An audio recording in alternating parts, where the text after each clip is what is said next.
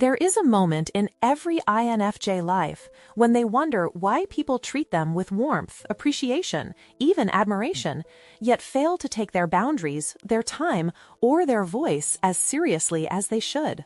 It isn't because the INFJ is weak.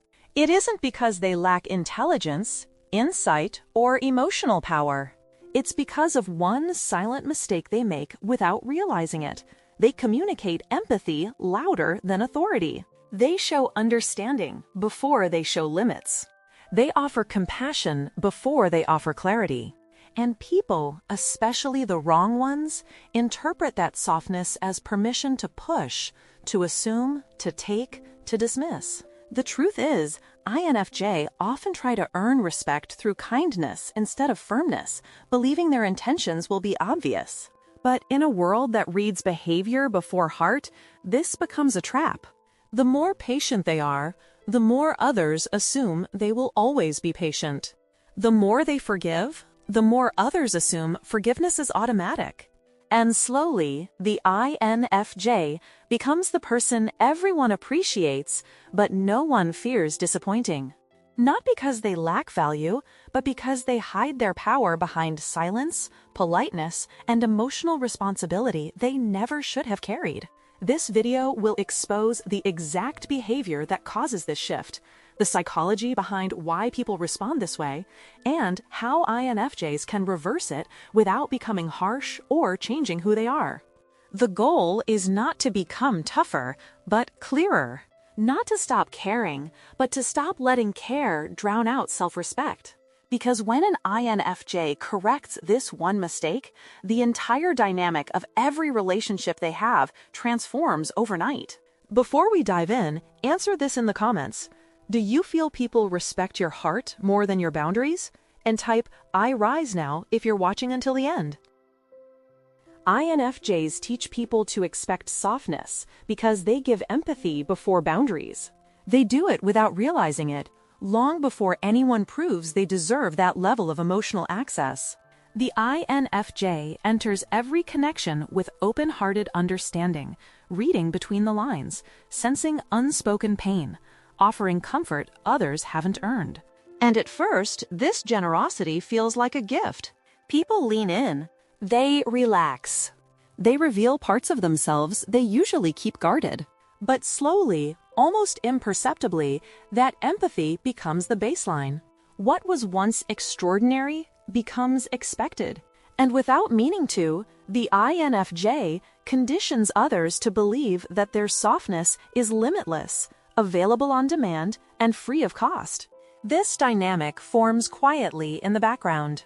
The INFJ listens deeply, gives the benefit of the doubt, shoulders emotional weight that isn't theirs, and forgives missteps quickly because they understand the root of the behavior. But empathy without boundaries creates an illusion. People start to believe the INFJ will always bend, that they won't push back, that their calm means they're unaffected. And that softness becomes a permission slip for others to take more than they give, to speak carelessly, to assume the INFJ will absorb the impact without complaint. But what people misunderstand is that INFJ softness is not weakness, it is restraint.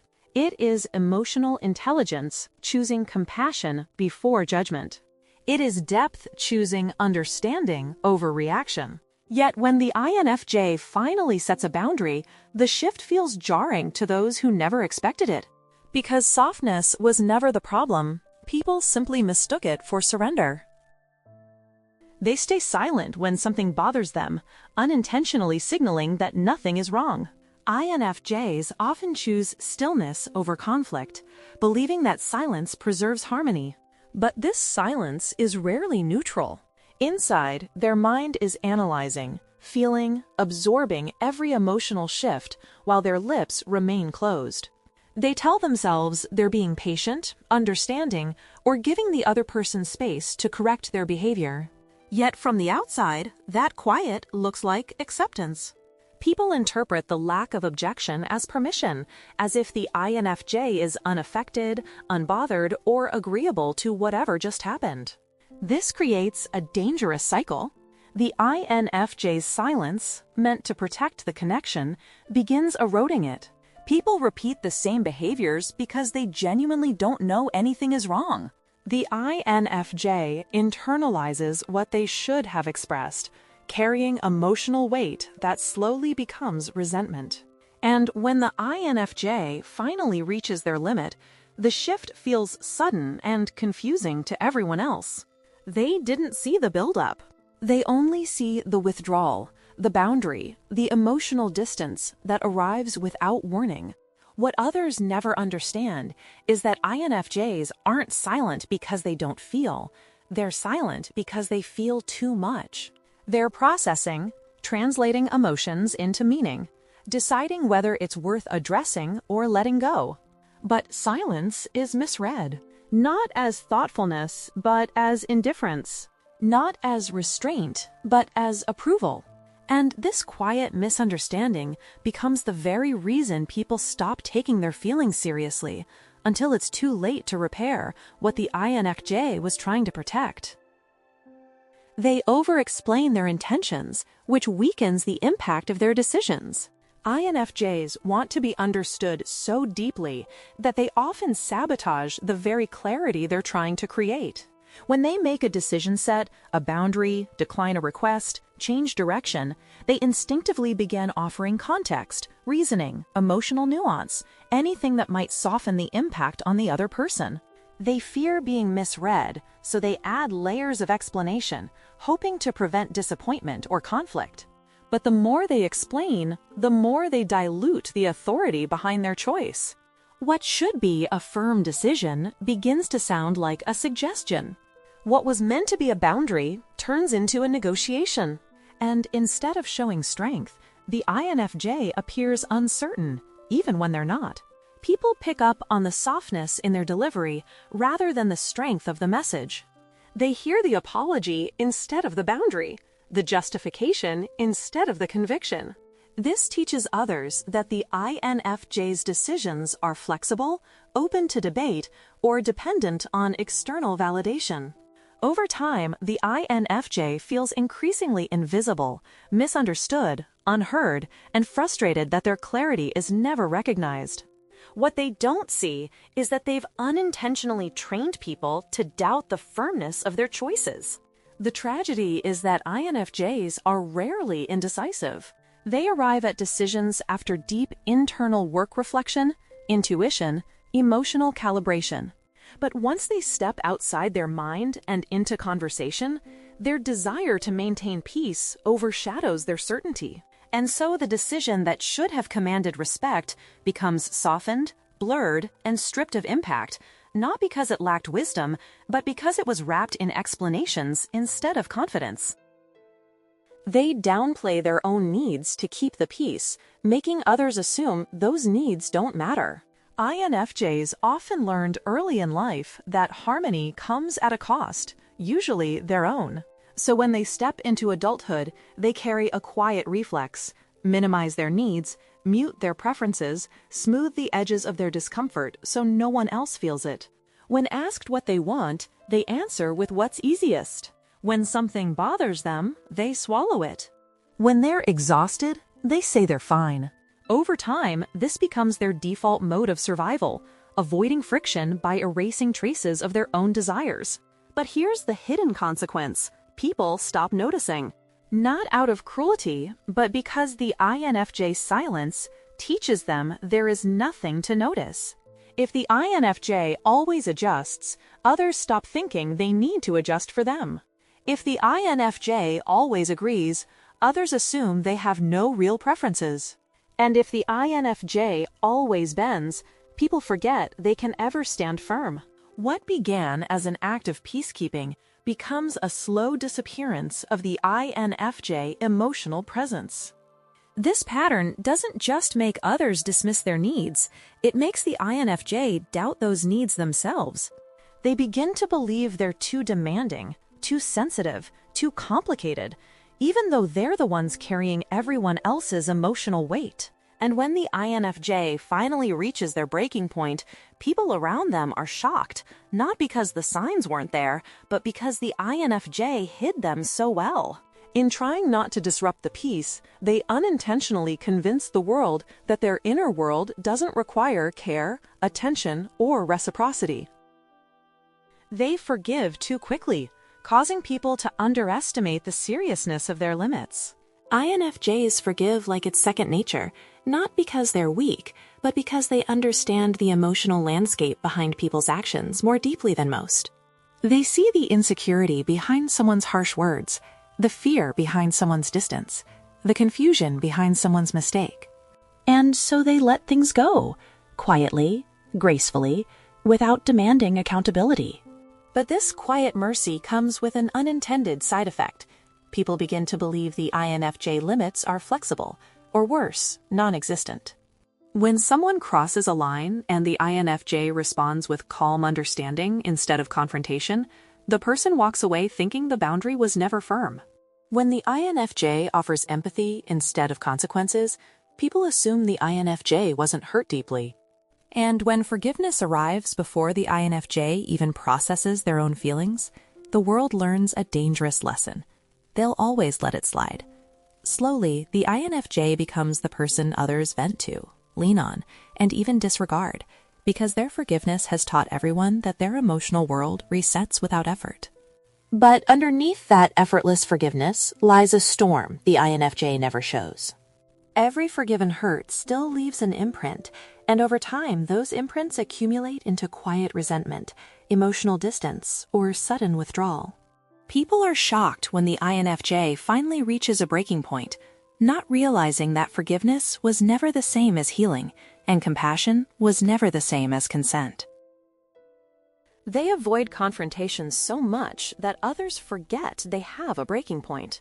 INFJs move through conflict like they're walking through a room filled with fragile glass, not because they are afraid of the noise, but because they understand how easily people shatter when pushed too hard. They pick their words carefully, read emotional tension before it erupts, and soften their tone to prevent unnecessary wounds. Over time, this gentleness becomes their signature, and people grow comfortable assuming the INFJ will always swallow discomfort rather than voice it. Their silence becomes a cushion others lean on, and eventually step on. Because the INFJ doesn't raise their voice, others believe they don't have one. Because they soothe conflict instead of escalating it, others assume they don't feel the impact. And because they prioritize emotional harmony, even when they're hurting, the world forgets a critical truth. INFJs have a threshold just like everyone else. Every dismissed feeling, every overlooked boundary, every moment they're expected to absorb tension without releasing it, pushes them closer to a quiet limit no one sees coming. When the breaking point arrives, it doesn't explode, it snaps. The INFJ withdraws completely, shutting down access with a finality that feels shocking only to those who weren't paying attention. The confrontation they avoided for months becomes the silence that ends everything. And only then do people realize the truth. The absence of confrontation was never a sign of endless patience. It was the warning before the door closed. They hide their strength behind kindness, so people never realize how powerful they actually are. INFJs move through the world with a softness that feels disarming. Gentle eyes, patient tone, a willingness to understand instead of judge. To most people, this reads as fragility, as if kindness and quietness were proof of a weaker core. What they never see is the steel beneath the gentleness. The depth of resilience carved from years of carrying emotional weight that would break the average person. INFJs rarely showcase their power because they don't need to.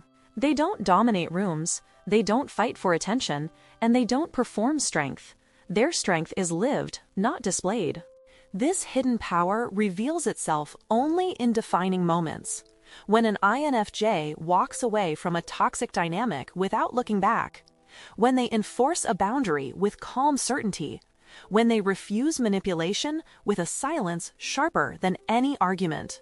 People who underestimated them always react the same way, surprised, confused, and slightly intimidated. They thought kindness meant compliance. They thought empathy meant vulnerability. They thought softness meant submission. What they didn't understand is that INFJs choose gentleness. They choose patience. They choose compassion. And a power that is chosen, not forced, is always stronger. The moment an INFJ decides to stop protecting someone else's comfort and starts protecting their own peace, their real strength surfaces. And when it does, people finally realize the truth. The quiet one they overlooked was the only person in the room who was never fragile at all. When you look closely, you'll notice something most people miss. INFJs aren't fragile, they're disciplined. They aren't quiet, they're selective.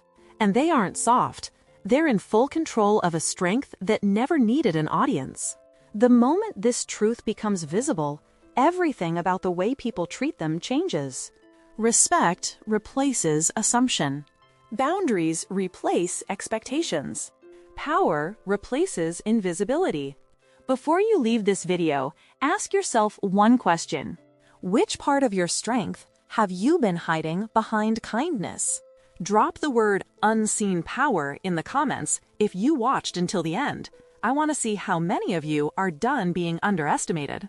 And if you're new here, subscribe to Brainy One. You'll understand yourself more deeply with every video.